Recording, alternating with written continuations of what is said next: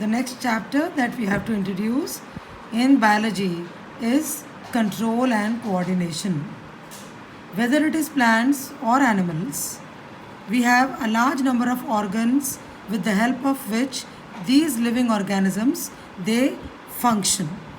And all these organs present in our body, they work together in a very systematic and controlled, efficient way, which helps us to produce responses to different type of stimuluses to which we are exposed.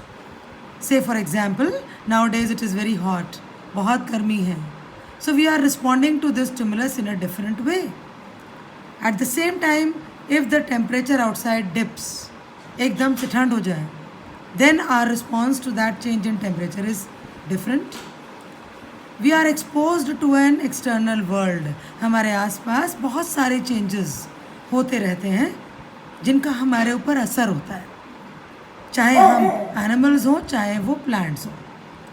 और and this response that our body produces to the various stimuli which we are exposed to, that is known as responding to stimulus. So there is a very important word called stimulus. Stimulus means any external change to which our body is exposed, and every stimulus produces response. Any kind of movement that our body shows, whether it is voluntary or it is involuntary, चाहे वो हमारे control में हो movement या वो हमारे automatically हमारी body के अंदर हो रहा हो, any kind of voluntary or involuntary actions that we produce, they help us to respond to stimulus.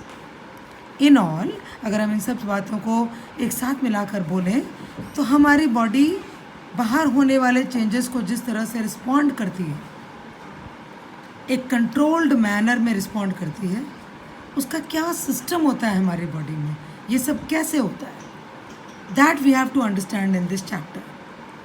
There are topics that we have to cover. Humans में we have to study about nervous system. Nervous system कैसे काम करता है, reflex actions क्या होते हैं. Then CNS stands for Central Nervous System and PNS stands for Peripheral Nervous System. So in case of humans, we have to cover all these topics in the chapter. Talking about plants, plants में हमें पढ़ना है immediate response to any kind of stimulus. क्या मतलब इस बात का, सब ने देखा होगा छुई मुई का पेड़, छुई मुई, टच मी नॉट. इंग्लिश में हम उसको टच मी नॉट बोलते हैं और साइंस में हम उसको मिमोसा प्लांट बोलते हैं. Sounds like samosa, right? But it is not samosa, it is mimosa. Mimosa is the scientific name of the touch me not plant. तो ये टच मी नॉट प्लांट को कैसे पता लगता है कि हमने उसको छुआ? And when you touch it तो उसकी लीव्स कैसे फोल्ड हो जाती हैं अपने आप? How does it happen? फिर थोड़ी देर बाद वो खुद ही खुल जाती हैं. So the moment you touch it, the leaves open. That is an immediate response to stimulus.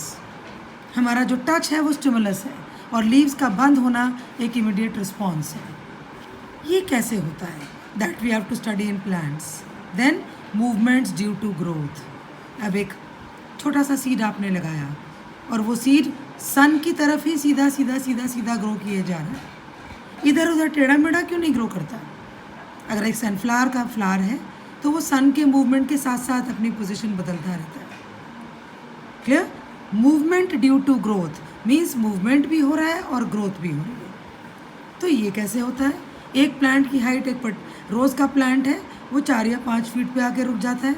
Mango tree है वो बहुत बड़ा हो जाता है, सेम सॉइल में लगा हुआ है, सेम पानी खाद हम उसको दे रहे हैं. So how does this happen that कोई प्लांट की हाइट एक पर्टिकुलर कम हाइट पर आके रुक जाती है, कुछ प्लांट्स बहुत टॉल हो जाते हैं. So in plants we have to understand these 2 things. Then we have a system in our body जिसको कहते हैं एंडोक्राइन सिस्टम. हॉर्मोन्स, ग्लैंड्स, ये हॉर्मोन्स और ग्लैंड सिर्फ एनिमल्स में नहीं होते, ये प्लांट्स में भी होते हैं. So we have to study about all this topic in this chapter. Now if you talk about humans के अंदर एक nervous system है. You know, we are different from other plants and animals. हम बाकी animals में से अलग क्यों हैं? क्योंकि हम सोच पाते हैं, हम बोल पाते हैं. We have a well developed brain and that controls our actions. वो हमारे actions को control करता है, हमारे हर response को control करता है. With the help of two special organs called